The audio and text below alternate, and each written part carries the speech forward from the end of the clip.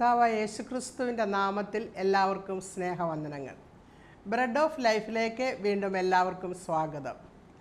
ഇന്നത്തെ നമ്മുടെ ചിന്തയ്ക്കായിട്ട് അപ്പോസ്തലനായ പൗലോസ് കൊരിന്ത്യർക്ക് എഴുതിയ 2-ാം ലേഖനം 13-ാം അധ്യായത്തിൻ്റെ 5ഉം 6ഉം വാക്യങ്ങൾ വായിക്കാം. നിങ്ങൾ വിശ്വാസത്തിൽ ഇരിക്കുന്നുവോ എന്ന് നിങ്ങളെ തന്നെ പരീക്ഷിപ്പിൻ, നിങ്ങളെ തന്നെ ശോധന ചെയ്യുവിൻ. നിങ്ങൾ കൊള്ളരുതാത്തവർ അല്ല എന്ന് വരികിൽ യേശുക്രിസ്തു നിങ്ങളിൽ ഉണ്ട് എന്ന് നിങ്ങളെ തന്നെ അറിയുന്നില്ലയോ? ഞങ്ങൾ കൊള്ളരുതാത്തവർ അല്ല എന്ന് നിങ്ങൾ അറിയും എന്ന് ഞാൻ ആശിക്കുന്നു. നമ്മൾ ഈ ഭാഗത്ത് വായിച്ചത് അപ്പോസ്തലനായ പൗലോസ് കൊരിന്ത്യ സഭയോടെ പറയുകയാണ്, നിങ്ങളെ തന്നെ ഒന്ന് പരിശോധിക്കുവിൻ, നിങ്ങളിൽ ക്രിസ്തു ഇരിക്കുന്നുവോ എന്ന് നിങ്ങളെ തന്നെ ഒന്ന് ശോധന ചെയ്യുവിൻ എന്ന് അവിടെ പറയുന്നു. നിങ്ങൾ കൊള്ളരുതാത്തവർ അല്ല എന്ന് വരികിൽ യേശുക്രിസ്തു നിങ്ങളിൽ ഉണ്ട്.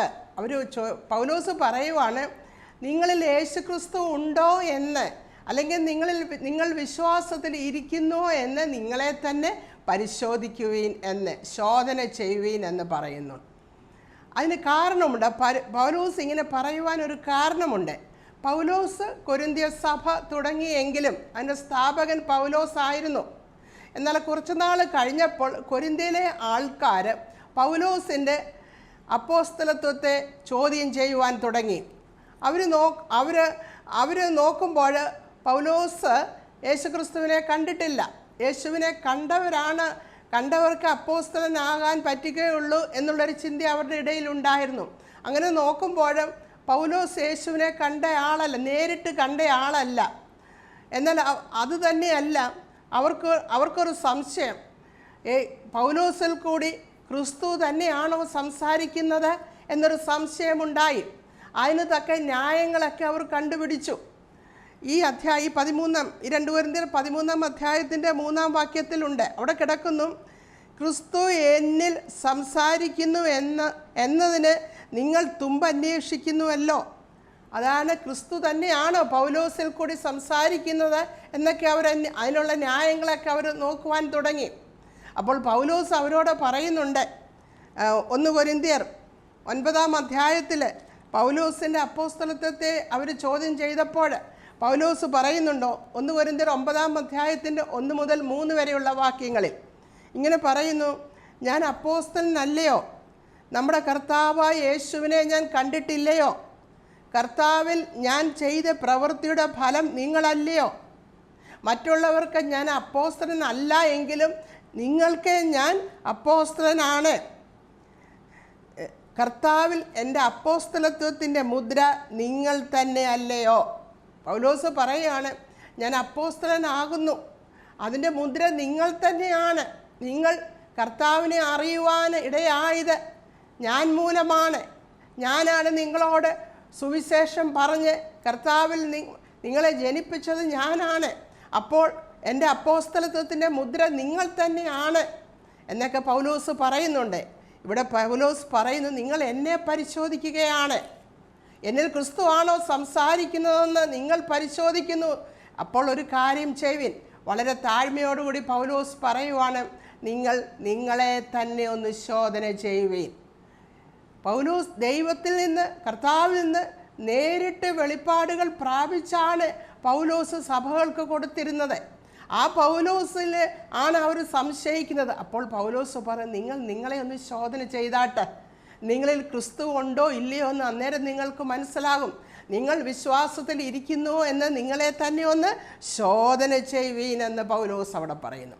അപ്പോൾ പൗലോസ് അവരോടൊരു റിക്വസ്റ്റ് കൊടുക്കുകയാണ്, നിങ്ങളെ ഒന്ന് ശോധന ചെയ്താട്ടെ, നിങ്ങളെ ക്രിസ്തു ഇരിക്കുന്നുണ്ടോ എന്ന് അന്നേരം നിങ്ങൾക്ക് മനസ്സിലാകും. നിങ്ങൾ കൊള്ളരുതാത്തവർ എന്ന് വരികിൽ ക്രിസ്തു നിങ്ങളിൽ ഇല്ല എന്ന് പൗലോസ് പറയുന്നു. പൗലോസ് അന്ന് കൊരിന്ത്യ സഭയോട് പറഞ്ഞ കാര്യം വളരെയധികം ഇന്നത്തെ സഭാ കാലയളവിൽ വളരെയധികം ഇമ്പോർട്ടൻസ് ഉണ്ട് അന്ന് പറഞ്ഞ കാര്യങ്ങൾക്ക്.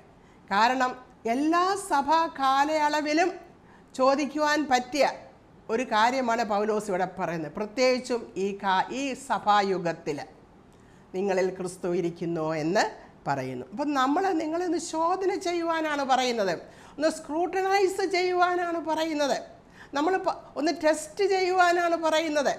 നമ്മൾ പല കാര്യങ്ങളും ടെസ്റ്റ് ചെയ്യാറുണ്ട്. നമ്മുടെ ഹെൽത്ത് കണ്ടീഷൻ ടെസ്റ്റ് ചെയ്യാറുണ്ട്, നമ്മൾ മെഡിക്കൽ ചെക്കപ്പ് നടത്താറുണ്ട്. നമ്മൾ പഠിക്കുമ്പോൾ, നമ്മുടെ വിദ്യാഭ്യാസം ചെയ്യുമ്പോൾ നമ്മുടെ അറിവിനെ ടെസ്റ്റ് ചെയ്യാറുണ്ട് യൂണിവേഴ്സിറ്റി. അവർ നമ്മൾക്ക് എക്സാം ഇട്ട് നമ്മുടെ അറിവിനെ അവർ പരിശോധിക്കാറുണ്ട്. കർത്താവ് നമ്മളെ ടെസ്റ്റ് ചെയ്യാറുണ്ട്.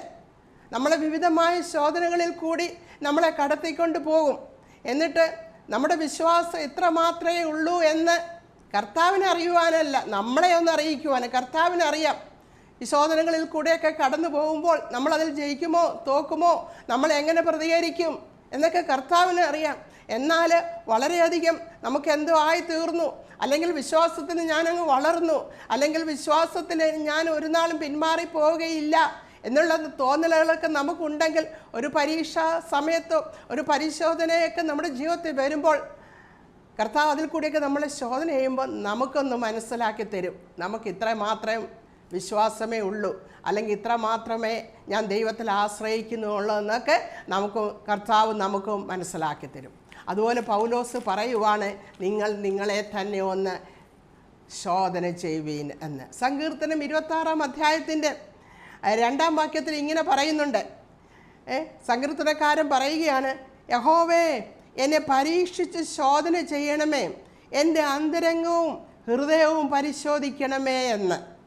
കർത്താവിനോട് പറയുക, കർത്താവെ നീ എന്നെ ഒന്ന് ശോധന ചെയ്യേ, എൻ്റെ ഹൃദയവും എൻ്റെ അന്തരംഗവും ഒക്കെ നീ ഒന്ന് പരിശോധിക്കുക കർത്താവേ.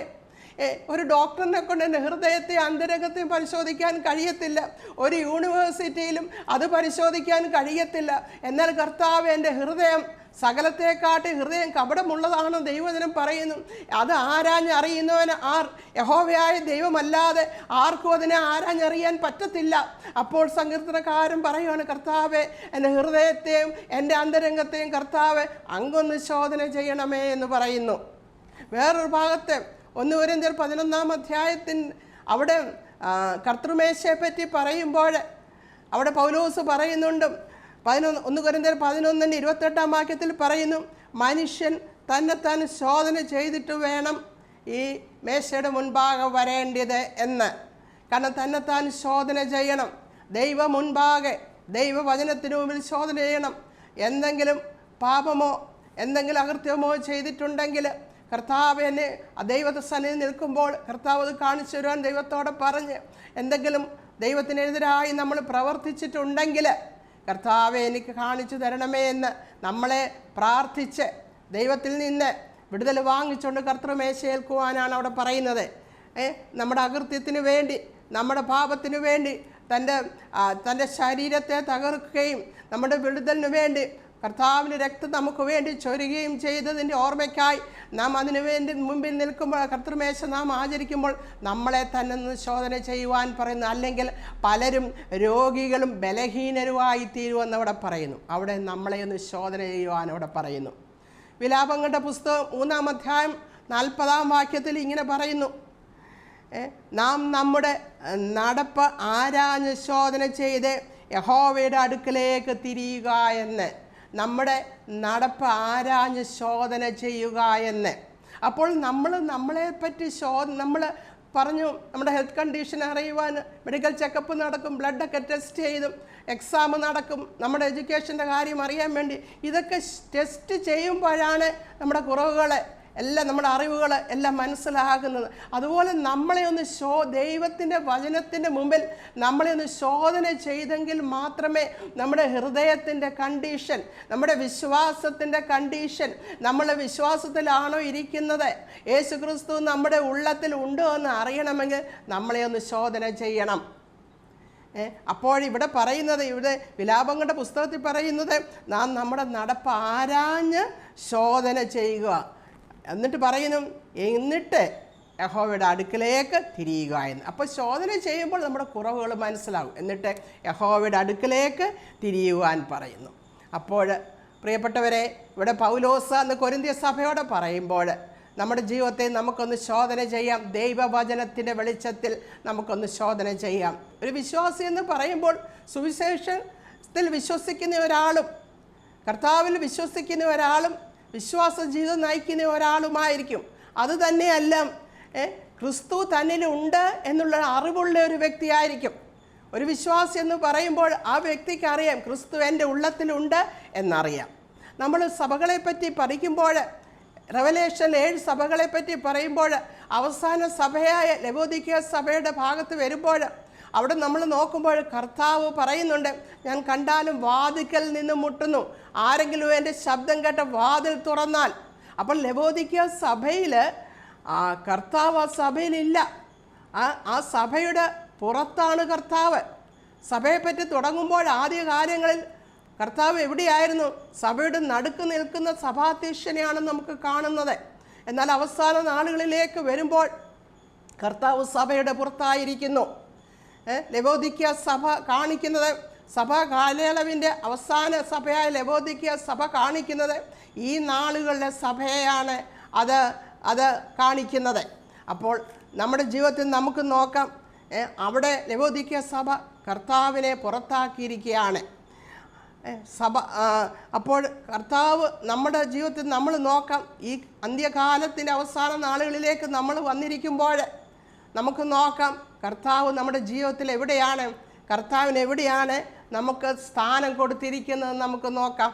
അതുപോലെ പൗലോസ് അപ്പോസ്തലൻ 2 തിമോത്തിയോസ് 3-ാം അധ്യായത്തിൽ അന്ത്യകാലത്തുണ്ടാകുന്ന ദുർഘടങ്ങളെപ്പറ്റി പറയുമ്പോൾ അവിടെ പറയുന്നുണ്ട്, 2 തിമോത്തിയോസ് 3-ന്റെ 5-ാം വാക്യത്തിൽ പറയുന്നുണ്ട്, അന്ന് പലരും ദൈവപ്രിയമില്ലാതെ ഭോഗപ്രിയരായി ഭക്തിയുടെ വേഷം ധരിച്ച് അതിൻ്റെ ശക്തി കെടുക്കുന്നവരും ആയിരിക്കുമെന്ന്. അവിടെ പറയുന്നത് ദൈവപ്രിയമില്ലാതെ ഭോഗപ്രിയരായി, പ്ലഷേഴ്സിൽ ഇഷ്ടപ്പെട്ട, ദൈവത്തോടുള്ള പ്രിയമില്ല, ദൈവത്തോട് സ്നേഹമില്ല, അങ്ങനെയുള്ളവരായി ആ ഭക്തിയുടെ വേഷങ്ങളെല്ലാം ഉണ്ട്. ഒരു ഭക്തനായ മനുഷ്യൻ നടക്കുന്നത് പോലെ പ്രവർത്തിക്കുന്നത് പോലെ പുറമേൽ ഇങ്ങനെ കാണിക്കുമെങ്കിലും ഉള്ളത്തിൽ കർത്താവില്ല. ഭക്തിയുടെ വേഷം ധരിച്ച് അതിൻ്റെ ശക്തിയെ കെടുക്കുന്നവരും ആയിരിക്കുമെന്ന് അന്ത്യകാലയളവിലേക്ക് വരുമ്പോൾ അങ്ങനെ ആയിരിക്കും. അങ്ങനെയുള്ളവർ ദൈവസഭയിലുണ്ട് എന്ന് പൗലോസ് എഴുതിയിരിക്കുന്നു. അതുതന്നെയല്ല, കർത്താവ് തന്നെ ഒരു ഉപമ പറഞ്ഞിട്ടുണ്ട്. മത്തായിയുടെ സുവിശേഷം 13-ാം അധ്യായത്തിൽ 24 മുതൽ 30 വരെയുള്ള വാക്യങ്ങൾ വായിക്കുമ്പോൾ നമുക്കറിയാം, അവിടെ സ്വർഗരാജ്യത്തെ ഒരു മനുഷ്യൻ നല്ല വിത്ത് വിതയ്ക്കുന്നതിനോട് ഉപമിച്ചിട്ടുണ്ട് സ്വർഗരാജ്യത്തെ. അപ്പോൾ ഒരു മനുഷ്യൻ തൻ്റെ വയലിൽ ഗോതമ്പിൻ്റെ നല്ല വിത്ത് വിതച്ചു. ആ വിത്ത് വളർന്ന് ഇങ്ങനെ വളർന്ന് തൈ വന്നപ്പോൾ അതിൻ്റെ കൂട്ടത്തിൽ കളയും വലുതാകുന്നത് കണ്ടു. അത് കണ്ടുകൊണ്ട് ദാസന്മാർ വന്ന് യജമാനോട് പറഞ്ഞു, നമ്മൾ ഇവിടെ നല്ല വിത്തല്ലേ വിതച്ചത്, ഗോതമ്പിൻ്റെ നല്ല വിത്തല്ലേ വിതച്ചത്, പിന്നെ എങ്ങനെയാണ് ഈ കള ഇവിടെ വളർന്നു വന്നത് എന്ന് ചോദിക്കുന്നു. അപ്പോൾ ആ യജമാനൻ പറഞ്ഞു, ആ കള ശത്രു വിതച്ചതാണ് എന്ന് പറയുന്നു. അപ്പോൾ ദാസന്മാർ ചോദിക്കുന്നുണ്ട്, അത് പറിച്ചു കളവാൻ നിനക്ക് സമ്മതമാണോ? ഞങ്ങളത് പറിച്ചു കളയട്ടെ എന്ന് ചോദിക്കുന്നു. അപ്പോഴേ ആ യജമാനൻ അവിടെ പറയുന്നുണ്ട്, ആ കള പറിക്കുമ്പോൾ ഒരു പക്ഷേ ആ ഗോതമ്പും കൂടെ പിഴുതു പോകും, അതുകൊണ്ട് രണ്ടും കൂടെ കൊയ്ത്തോളം വളരട്ടെ എന്ന് സ്വർഗരാജ്യത്തെ ഉപമിച്ചിരിക്കുകയാണ്, ദൈവരാജ്യത്തെ ഉപമിച്ചിരിക്കുകയാണ്. ഇപ്പോൾ നമ്മളാണ് ദൈവരാജ്യത്തിലുള്ളത്. അപ്പോൾ രണ്ടും കൂടെ വളരട്ടെ, അതായത് ഒറിജിനലും വ്യാജനും കൂടെ അങ്ങ് വളർന്നുകൊണ്ടിരിക്കുകയാണ്. രണ്ടും കൂടെ വളരട്ടെ. കൊയ്ത്തിൻ്റെ സമയമാകുമ്പോൾ എന്ത് സംഭവിക്കും? ഞാൻ കൊയ്യുന്നവരോട് മുൻപേ കള പറിച്ച് കൂട്ടി ചുട്ടുകളയേണ്ടതിന് കെട്ടുകളായി കെട്ടുവാനും ഗോതമ്പ് എൻ്റെ കളപ്പുരയിൽ കൂട്ടിവെക്കുവാനും കൽപ്പിക്കുമെന്ന് പറഞ്ഞു. ഇപ്പോൾ ഗോതമ്പും കളയും കൂടെ സഭയിൽ ഒരുമിച്ച് വളർന്നു വരികയാണ്. അതങ്ങനെ വളർന്നോട്ടെ എന്ന് പറയുകയാണ് യജമാനൻ. പറഞ്ഞങ്ങനെ വളരട്ടെ. പക്ഷെ സമയമാകുമ്പോൾ ഒരു വേർതിരിവുണ്ട്. അന്നേരം നമുക്ക് മനസ്സിലാകും ഒറിജിനൽ ആരാണ്, സത്യവിശ്വാസി ആരാണ്, വ്യാജൻ ആരാണെന്ന് അന്ന് മനസ്സിലാകും. അപ്പോൾ ഇതെല്ലാം ഇന്ന് സഭയിൽ ഉണ്ട്. നമുക്കറിയാം, ഒരു വ്യക്തി ഒരാൾ പള്ളിയിൽ പോകുന്നത് കൊണ്ടോ ക്രിസ്ത്യ ഭവനത്തിൽ ജനിച്ചത് കൊണ്ടോ ക്രിസ്മസ് ആചരിക്കുന്നത് കൊണ്ടോ അല്ലെങ്കിൽ ഈസ്റ്റർ ആചരിക്കുന്നത് കൊണ്ടോ അല്ലെങ്കിൽ വർഷിപ്പിൽ പോയി നിന്ന് പാട്ട് പാടുന്നത് കൊണ്ടോ അവൻ്റെ ഉള്ളത്തിൽ ക്രിസ്തു ജനിക്കണമെന്നില്ല. അതെല്ലാം എല്ലാവർക്കും ചെയ്യാൻ കഴിയും. അതുകൊണ്ടാണ് പറയുന്നത്, പൗലോസ് പറഞ്ഞത്, ഭക്തിയുടെ വേഷം കെട്ടി അതിൻ്റെ ശക്തിയെ കെടുക്കുന്നവർ അന്ത്യകാലത്തുണ്ടായിരിക്കുമെന്ന് പറയുന്നു. അപ്പോൾ നമുക്ക് നോക്കാം, നമ്മൾ കർത്താവിൽ വിശ്വസിക്കുന്നു. നമ്മുടെ വിശ്വാസത്തെ നമുക്കൊന്ന് ശോധന ചെയ്യാം. എങ്ങനെ അറിയാം കർത്താവ് നമ്മുടെ ഉള്ളത്തിൽ വസിക്കുന്നു? നമുക്ക് എങ്ങനെ അറിയാൻ പറ്റും എന്ന് ദൈവവചനത്തിൻ്റെ വെളിച്ചത്തിൽ നമ്മുടെ വിശ്വാസത്തെ നമുക്കൊന്ന് ശോധന ചെയ്യാം. അപ്പോൾ നമുക്ക് മനസ്സിലാവും ക്രിസ്തു നമ്മളിൽ വസിക്കുന്നുണ്ടോ ഇല്ലയോ എന്ന്. ഒന്നാമതായിട്ട് റോമാലേഖനം 8-ാം അധ്യായത്തിൻ്റെ 16-ാം വാക്യത്തിൽ ഇങ്ങനെ പറയുന്നു, നാം ദൈവത്തിൻ്റെ മക്കളെന്ന് ആത്മാവ് താനും നമ്മുടെ ആത്മാവിനോട് സാക്ഷ്യം പറയും. ഒന്നാമത്തെ ടെസ്റ്റ് എന്താണ്?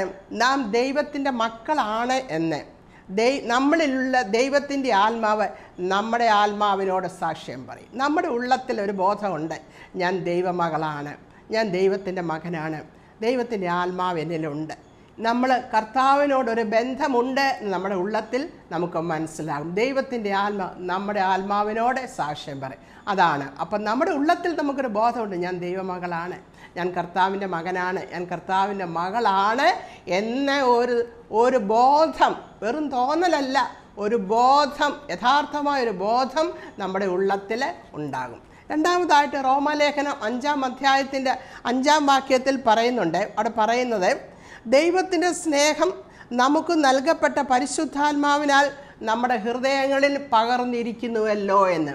ദൈവത്തിൻ്റെ സ്നേഹം പരിശുദ്ധാത്മാവിനാൽ നമ്മുടെ ഹൃദയങ്ങളിൽ പകർന്നിരിക്കുന്നുവല്ലോ എന്ന്. ദൈവസ്നേഹം നമ്മുടെ ഉള്ളത്തിൽ പരിശുദ്ധാത്മാവ് തന്നിട്ടുണ്ട്. അതാ അവിടെ പകർന്നിരിക്കുന്നുവല്ലോ എന്നാണ് പറയുന്നത്. God's love has been poured out into our hearts through the Holy Spirit. നമ്മുടെ ഉള്ളത്തിൽ ദൈവത്തിൻ്റെ പരിശുദ്ധാത്മാവിനാൽ ദൈവത്തിൻ്റെ സ്നേഹം പകർന്നു തന്നിട്ടുണ്ട്. അതിൻ്റെ അടയാളമാണ് ഒന്നാമതായി നാം രക്ഷയുടെ അനുഭവത്തിലേക്ക് വന്നത്, അല്ലെങ്കിൽ വിശ്വാസത്തിൽ നമ്മൾ കടന്നു വന്നത്, അല്ലെങ്കിൽ യേശുവിൻ്റെ മക്കളായി നമ്മൾ തീർന്നത്. അതുകൊണ്ട് തീർന്നില്ല, ഇപ്പോഴും ആ ദൈവസ്നേഹം നമ്മുടെ ഉള്ളത്തിലുണ്ട്. അതുകൊണ്ടാണ് പറഞ്ഞിരിക്കുന്നത്, ആ സ്നേഹം തന്നിട്ടങ്ങ് പോയില്ല കർത്താവ്. ഇപ്പോഴും ആ ദൈവസ്നേഹം പരിശുദ്ധാത്മാവിനാൽ നമ്മുടെ ഹൃദയങ്ങളിലുണ്ട്. നമ്മുടെ ജീവിതത്തിൽ ദൈവം ആ സ്നേഹം തരുന്നുണ്ട്. അതുകൊണ്ടാണ് പകർന്നിരിക്കുന്നുവല്ലോ എന്ന് അവിടെ പറഞ്ഞിരിക്കുന്നത്. അപ്പോൾ ആ ദൈവസ്നേഹം നമ്മുടെ ഉള്ളത്തിലുണ്ട്. ആ ദൈവസ്നേഹം നമുക്ക് അറിയുവാൻ കഴിയുന്നുണ്ടോ? ആ ദൈവത്തിൻ്റെ സ്നേഹം നമുക്ക് അനുഭവിക്കുവാൻ കഴിയുന്നുണ്ടോ? ആ കർത്താവിനെ നമുക്ക് സ്നേഹിക്കുവാൻ കഴിയുന്നുണ്ട് എങ്കിൽ ക്രിസ്തു നമ്മുടെ ഉള്ളത്തിൽ വസിക്കുന്നുണ്ട്. അടുത്ത മൂന്നാമതായിട്ട് 1 യോഹന്നാൻ 1-ാം അധ്യായത്തിൻ്റെ 8-ാം വാക്യത്തിൽ പറയുന്നുണ്ട്, നമ്മുടെ പാപങ്ങളെ നാം ഏറ്റുപറയുന്നുവെങ്കിൽ അവൻ നമ്മോട് പാപങ്ങളെ ക്ഷമിച്ച് സകല അനീതിയും പോക്കി നമ്മെ ശുദ്ധീകരിപ്പാൻ തക്കവണ്ണം നീതിമാനും വിശ്വസ്തനുമാകുന്നുവെന്ന്. നമ്മുടെ പാപങ്ങളെ നാം ഏറ്റുപറയുന്നുവെങ്കിൽ എന്ന്. അപ്പോൾ പാപങ്ങളെ ഏറ്റുപറയണമെങ്കിൽ പാപബോധം നമുക്കുണ്ടാകണം. അപ്പോൾ ക്രിസ്തു നമ്മുടെ ഉള്ളത്തിൽ ഉണ്ടെങ്കിൽ നമുക്കൊരു പാപബോധം വരും. നമ്മൾ സെൻസിറ്റീവായിരിക്കും. ഒരു പാപം ചെയ്യുമ്പോൾ നമ്മുടെ ഉള്ളത്തിൽ ദൈവത്തിൻ്റെ ആത്മാവ് തെറ്റായിപ്പോയി, കർത്താവേ അത് തെറ്റായിപ്പോയി, ദൈവമേ ഞാനൊരു തെറ്റ് ചെയ്തല്ലോ, ഒരു പാപബോധം വരുന്നുണ്ടെങ്കിൽ ക്രിസ്തുവിൻ്റെ ആത്മാവ് നമ്മളിലുണ്ട്, യേശു നമ്മുടെ ഉള്ളത്തിൽ വസിക്കുന്നുണ്ട്. അങ്ങനെ ബോധം നമുക്ക് വരുമ്പോൾ ദൈവസന്നിധിയിൽ നാം അത് ഏറ്റുപറയണം. കർത്താവിനോട് നമ്മൾ ഏറ്റുപറയുമ്പോൾ ആ പാപത്തെ കർത്താവ് ക്ഷമിക്കും. കർത്താവിനോട് ഏറ്റുപറയണം. പാപബോധം വന്നാൽ പോരാ. യൂദയ്ക്ക് മനസ്സിലായി, ഞാൻ കുറ്റമില്ലാത്തവരെ കാണിച്ചു കൊടുത്തു എന്നുള്ളൊരു കുറ്റബോധം യൂദയ്ക്കുണ്ടായി. ആ കുറ്റബോധമല്ല നമുക്ക് വരേണ്ടത്. ആ കുറ്റബോധം മാത്രമല്ല നമുക്ക് വരേണ്ടത്. യൂദയ്ക്ക് കുറ്റബോധം ഉണ്ടായിട്ട് മഹാപുരോഹിതനോട് ചെന്ന് പറഞ്ഞു, ഞാൻ കുറ്റമില്ലാത്ത രക്തത്തെ കാണിച്ചു കൊടുത്തു എന്ന്. എന്തെങ്കിലും പ്രയോജനമുണ്ടായോ? ഇല്ല. എന്നാലും നമുക്ക് പാപത്തെക്കുറിച്ചൊരു ബോധം വരുമ്പോൾ, കർത്താവേ നാം ദൈവമേ ഞാൻ ഇന്ന തെറ്റ് ചെയ്തു പോയി, കർത്താവേ ഞാൻ ഇന്ന തെറ്റ് ചെയ്തു പോയി, ഞാൻ മറ്റുള്ളവരെ വേദനിപ്പിച്ചു, അല്ലെങ്കിൽ ഞാൻ അഹങ്കാരത്തോടെ ഇപ്പോൾ ഇടപെട്ടു, ഞാൻ വളരെയധികം കോപിച്ച ആവശ്യമില്ല, ദൈവമേ എന്നോട് ക്ഷമിക്കണമേ, അങ്ങനെ ഒരു തെറ്റ് ചെയ്തെന്നുള്ളൊരു ബോധം ക്രിസ്തു നമ്മുടെ ഉള്ളത്തിൽ ഉണ്ടെങ്കിൽ നമുക്ക് ആ ബോധമുണ്ടാകും. അങ്ങനെ ഉണ്ടാകുമ്പോൾ കർത്താവിനോട് ഏറ്റുപറഞ്ഞ കർത്താവ് നമ്മുടെ പാപത്തെ കർത്താവ് ക്ഷമിക്കും. അത് കർത്താവ് നമ്മുടെ ഉള്ളത്തിലുള്ള ഉണ്ട് എന്നുള്ളതിൻ്റെ ഒരു ടെസ്റ്റാണ്. അടുത്തതായിട്ട് 1 യോഹന്നാൻ തന്നെ അതിൻ്റെ 2-ാം അധ്യായത്തിൽ 3-ാം വാക്യത്തിൽ ഇങ്ങനെ കിടക്കുന്നുണ്ട്. അവിടെ കിടക്കുന്നത്, നാം അവൻ്റെ കൽപ്പനകളെ പ്രമാണിക്കുന്നുവെങ്കിൽ നാം അവനെ അറിഞ്ഞിരിക്കുന്നുവെന്ന് അതിനാൽ അറിയാം.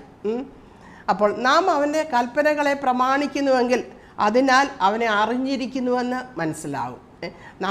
നാം ദൈവത്തിൻ്റെ കൽപ്പനകളെ പ്രമാണിക്കണം.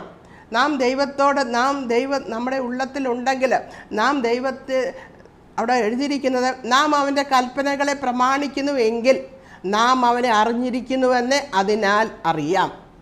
നാം ദൈവത്തെ അറിയുക എന്ന് പറയുമ്പോൾ ദൈവത്തെക്കുറിച്ച് കുറേ കാര്യങ്ങൾ അറിയുക എന്നുള്ളതല്ല. ആ പേഴ്സണൽ റിലേഷൻഷിപ്പ്, ആ ഫെലോഷിപ്പിലേക്ക് നമ്മൾ വരണം.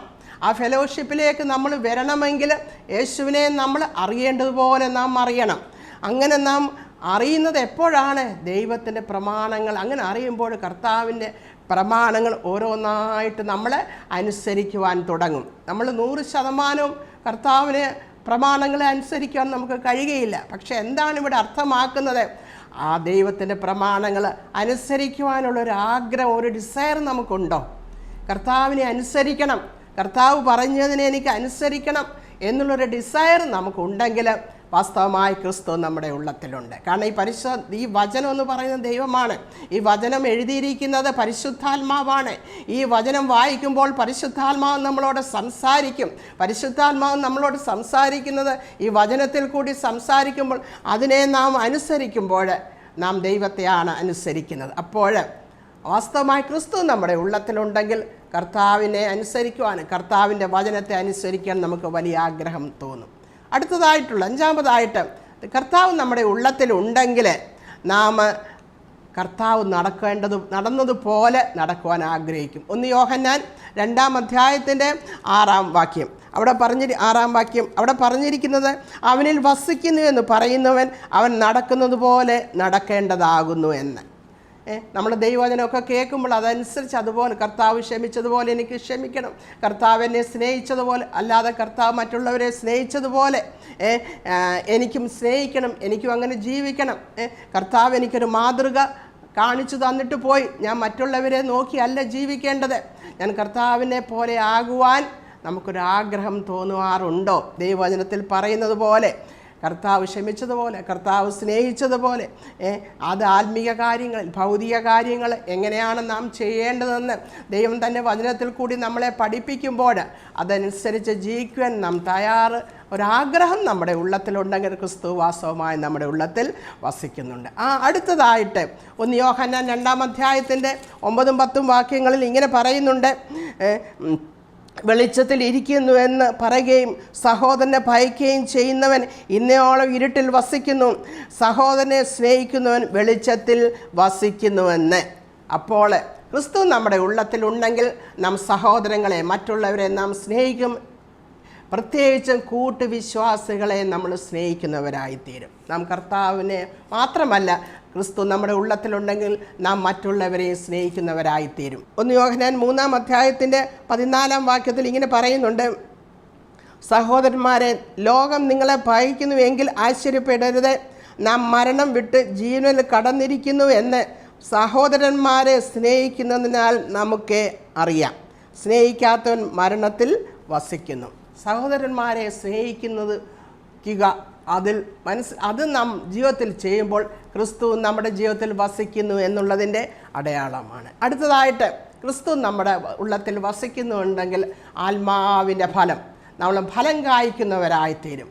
നമ്മുടെ ആത്മാവിൻ്റെ ഫലം, നമ്മുടെ സ്നേഹം, സന്തോഷം, സമാധാനം, സൗമ്യത, ഇന്ദ്രിയജയം, ഇതെല്ലാം നമ്മുടെ ജീവിതത്തിൽ വെളിപ്പെടുത്തുവാൻ, അത് നമ്മുടെ ജീവിതത്തിൽ പ്രകടമാക്കുവാൻ നമ്മൾ ബാധ്യസ്ഥരാണ്. ആത്മാവിൻ്റെ ഫലം നമ്മളിലുണ്ടോ? അതുതന്നെയല്ല, കർത്താവിന് വേണ്ടി പ്രവർത്തിക്കുന്നു, ഫലം കായ്ക്കുന്നവരായി തീരുവാനും, നഷ്ടപ്പെട്ടു പോകുന്ന ആത്മാക്കളെ പറ്റി അവരും ദൈവകൃപയിൽ വരണം, കർത്താവിന് പ്രയോജനപ്പെടുന്നവരായി നമ്മൾ തീരും.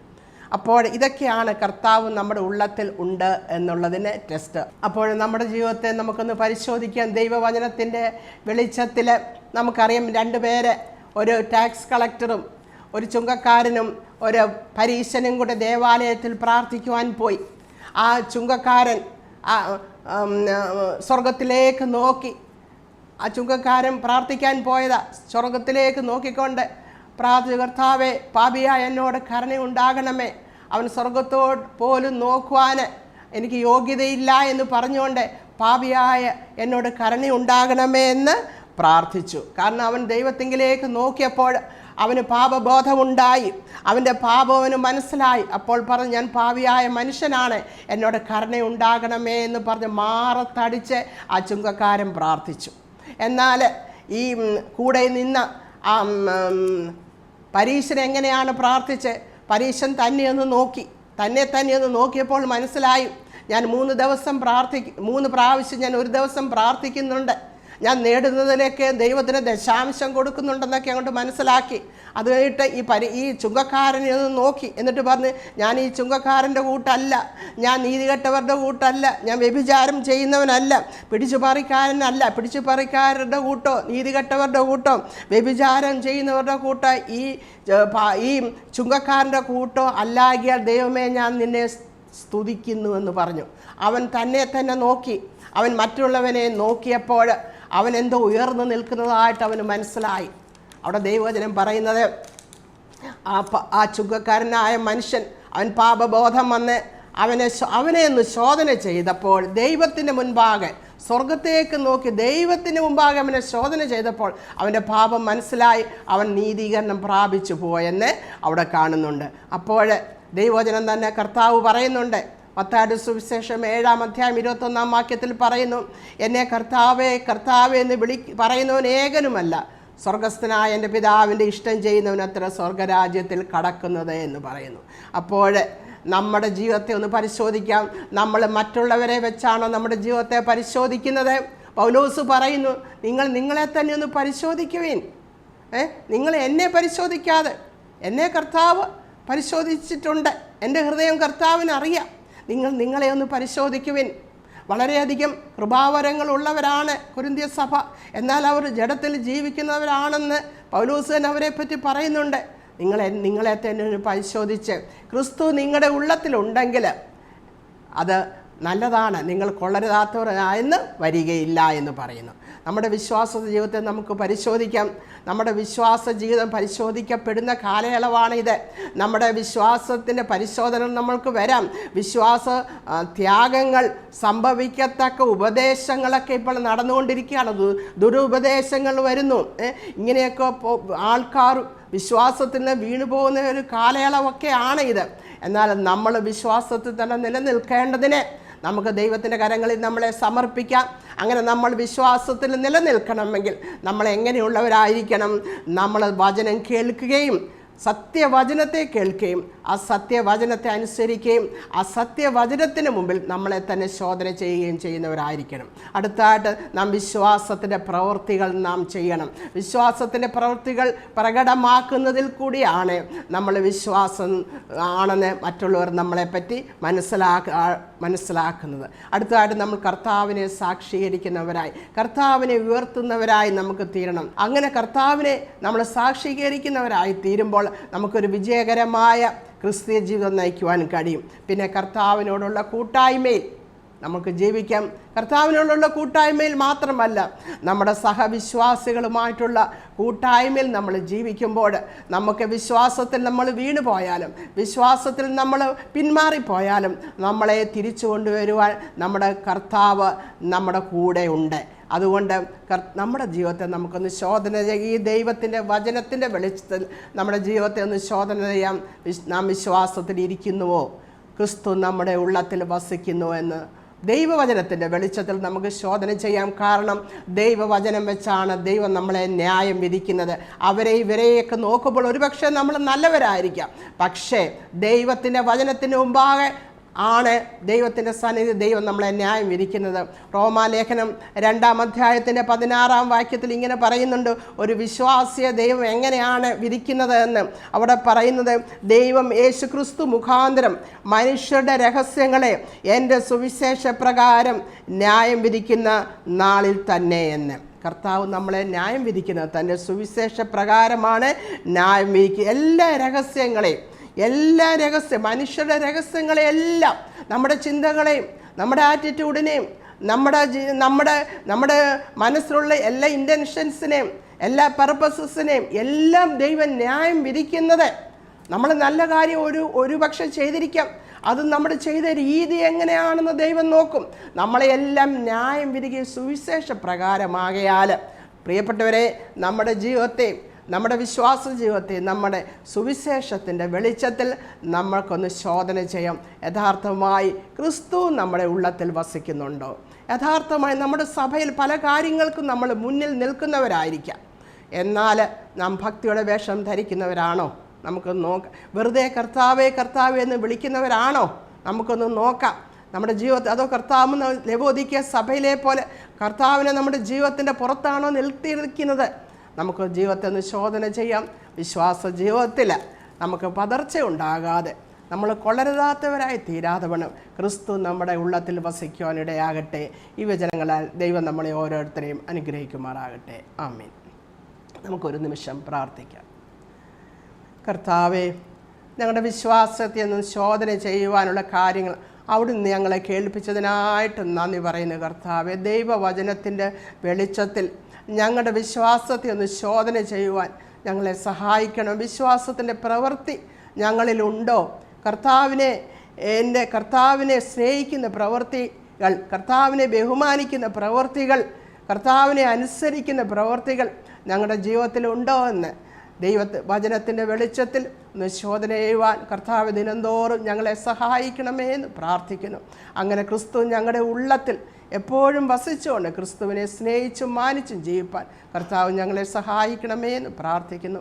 പ്രാർത്ഥന കേട്ടതിനെ ഓർത്ത് സ്തോത്രം. കർത്താവ് യേശു ക്രിസ്തുവിൻ്റെ നാമത്തിൽ തന്നെ ആമേൻ. കർത്താവ് അനുവദിച്ചാൽ നമുക്ക് വീണ്ടും കാണാം.